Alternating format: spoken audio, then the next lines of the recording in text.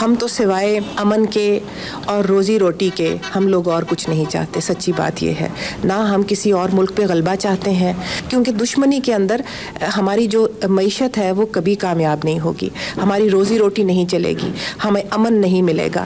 پاکستانی صحافی جگنو محسن کے خیالات سے شاید ہی ان کے ملک میں کوئی اختلاف کرتا ہو، اور پاکستان کی آبادی کے ایک بڑے حصے کے نزدیک ان کے ملک میں امن کا تعلق ہمسایہ ملک افغانستان میں امن کے ساتھ جڑا ہے.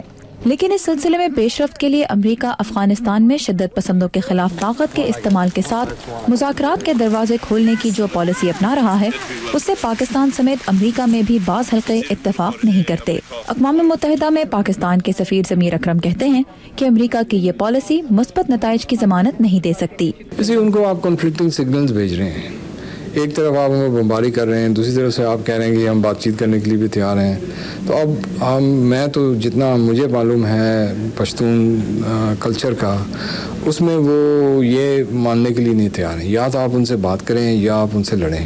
واشنگٹن کے تحقیقی ادارے امریکن انٹرپرائز انسٹیٹیوٹ کے احمد ماجد جار اس رائے سے بڑی حد تک متفق ہیں، لیکن وہ کہتے ہیں کہ امریکہ سمیت بین الاقوامی برادری مذاکرات کے لیے ہتھیار نہیں پھینک سکتی. طالبان کے ساتھ یک طرفہ جنگ بندی کا اعلان کرنا ممکن نہیں ہے. صدر کرزئی کی حکومت نے ماضی میں ایسا کیا، لیکن طالبان نے یہ پیشکش مسترد کر دی. گزشتہ کچھ برسوں میں امریکہ اور افغان حکومت نے طالبان کے ساتھ مذاکرات کی کوشش کی، لیکن بدقسمتی سے طالبان نے مذاکرات کا حصہ بننے میں دلچسپی بھی ظاہر نہیں کی. واشنگٹن میں foundation for the defence of democracies کے ڈاکٹر سیباسٹین گورکا کے مطابق افغانستان میں کرزئی حکومت کی ریٹ اور بین الاقوامی افواج کو چیلنج کرنے میں طالبان کے علاوہ مقامی جنگجو سردار اور منشیات کے کاروبار میں ملوث افراد بھی شامل ہیں. اور پھر طالبان بھی کسی ایک متحد گروہ کا نام نہیں ہے، اسی لیے امریکہ کچھ عناصر کے خلاف طاقت استعمال کرے گا اور کچھ کے ساتھ مذاکرات کی راہ اپنائے گا. افغانستان میں کمانڈروں کو یہ دیکھنا ہوگا کہ طالبان کے کس گروہ کے ساتھ مفاہمت ممکن ہے اور کس کے ساتھ نہیں، اور جن کے ساتھ مفاہمت ممکن ہے ان میں سے زیادہ کو امریکہ، کابل اور اتحادی افواج یہ یقین دلائیں کہ ایک مستحکم ملک میں ان کا بھی کردار ہوگا. پاک افغان سرحدی علاقے میں موجود حقانی گروپ کے ساتھ حالیہ کچھ عرصے میں امریکہ کی جانب سے اپنائی جانے والی دوہری حکمت عملی کے بارے میں احمد ماجد جار کا کہنا ہے کہ اس طرح امریکہ حقانی گروپ کی صلاحیتوں کو ٹھیس پہنچانے میں تو کامیاب ہوگا، لیکن اسے مذاکرات کی میز پر لانے میں نہیں. جبکہ طالبان کے سب سے بڑے دھڑے کے قائد ملا عمر اور ان کے حامی ماجد یار کے مطابق افغانستان کے آئین کو کسی صورت قبول نہیں کریں گے.